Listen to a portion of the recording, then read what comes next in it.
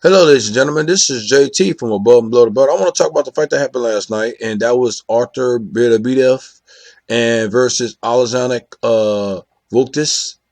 And and one thing is it was a good fight.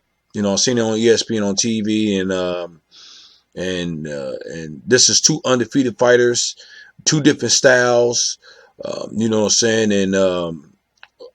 And this is my first time I've ever seen Beterbiev fight. I seen Voltis fight Adonis Stevenson, and he did okay in that fight. He didn't do that great. He almost got knocked down by Stevenson when he beat him. But in this fight, man, different styles. Beterbiev is aggressive. You know what I'm saying? One thing is Voltis was winning I think the first. I mean, to me, he was winning the early rounds, but he kind of tired out. I think that's what Beterbiev wanted. You know what I'm saying? And he came forward. And he was taking some punches too at the same time. But one thing is that determination and what he had in his mind too over Voltis was he beat him in his amateurs, if I'm not mistaken, right? So he has that over Voltis. And you know what I'm saying? And he was calm. He was like he was something. I'm gonna say this. He was like the Terminator a little bit at the same time. Because in this fight, man, he was coming forward, he was getting hit, but I think Voltis couldn't withstand the punches that he was landing on him because he was throwing a heavier punches, Beterbiev, and the body shots. You know what I'm saying? I mean, because Voltis was moving around a lot. He was moving around a lot because that was because Beterbiev was putting pressure on him. You know what I'm saying? You can't throw punches and move around a lot because you know what I'm saying. Your stamina might not be there. That's what made Floyd Mayweather and Sugar Ray Leonard and Terence Crawford and these other guys so good or great. You know what I'm saying? But one thing is both Beterbiev was like he's 5'11", 6 foot. I forgot his reach. I think he got a shorter reach than Voltis. Voltis was like 6'2", got a long reach than Beterbiev. And one thing is they both hurt I think they both hurt each other, but I think Beterbiev got the best of it. You know what I'm saying? He looked at it and took notice and when he hit him to the body, that's when he knew he started hitting more to the body. Voltis didn't do that. He hit him. He was headhunting a lot. You know what I'm saying? And I don't think you can get a fighter like that. And one thing Beterbiev is older than Voltis. You know what I'm saying? So it's just that man. I didn't too much care who won the fight. It was a good fight, and I want to see more of Beterbiev. Who's going to fight next?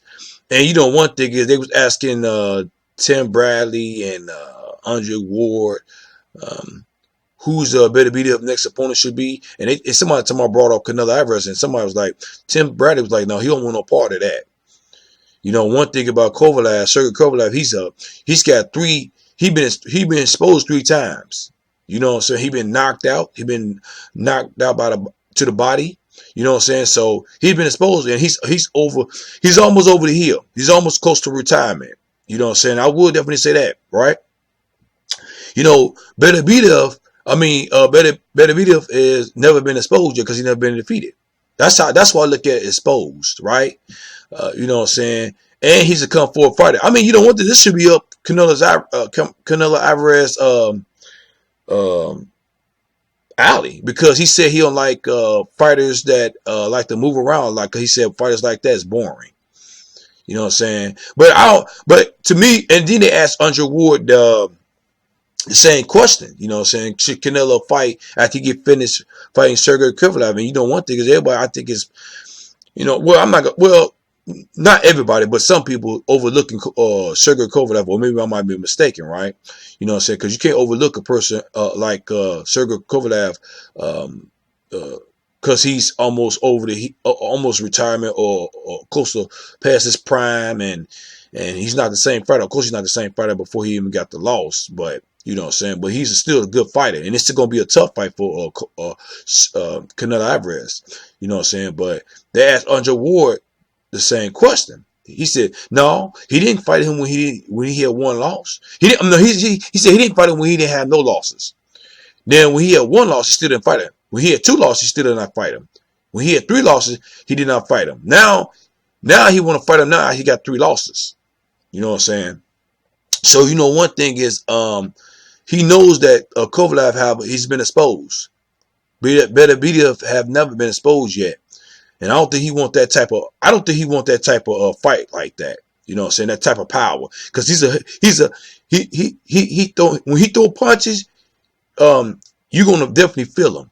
You know what I'm saying? So you know one thing is that's what makes the fighters that move a lot like Demetrius Andrade, Jaron Ennis.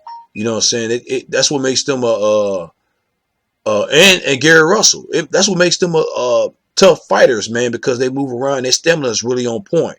You know what I'm saying? Because if you don't have no stamina, then you ain't gonna have no power. You ain't gonna have nothing left. And that's it. You know what I'm saying? So it's all about your stamina too, and how you throw the punches and how you move, how you your skill set and your IQ in the ring. If you have all that, man, you going. This is definitely your sport. You know what I'm saying? And like Beterbiev, everybody talking about. I mean, his punch was kind of slow in a sense, but he throw hard punches.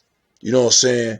You know what I'm saying? Maybe I gotta be in the ring to see how fast them punches coming from Beterbiev, because as me looking on TV and how he threw the punch, he was kind of slow, and his movement was kind of slow, but he's pacing himself. I'm thinking it's a strategy, right? You know what I'm saying? Voltis was not pacing himself. He was throwing punches in and out, moving around and stuff like that because of Beterbiev putting pressure on him, right? So I'm gonna see more of Beterbiev, and it's not. I don't like Alexander Voltis it's not over for him, you know. So he got one loss, and he's got to go back to the drawing board. And he's just some boxers you just can't beat. You know what I'm saying? This is due to beat him in the amateurs and beat him now. You know what I'm saying? So, man, it tells you everybody's saying that Beterbiev is the top one in at the 175 spot. I'm thinking the light heavyweight. You know what I'm saying? But that's something we'll definitely see in the future if he's the man. But right now, he got two of the straps, and now I wonder who his next opponent is gonna be, and I'm kind of excited about it. And what y'all think about what I'm talking about? You know what I'm saying? Who you think he should fight in? Beterbiev, and do you think Canelo is ready for him, or do you think Canelo should not fight him because he's just too powerful?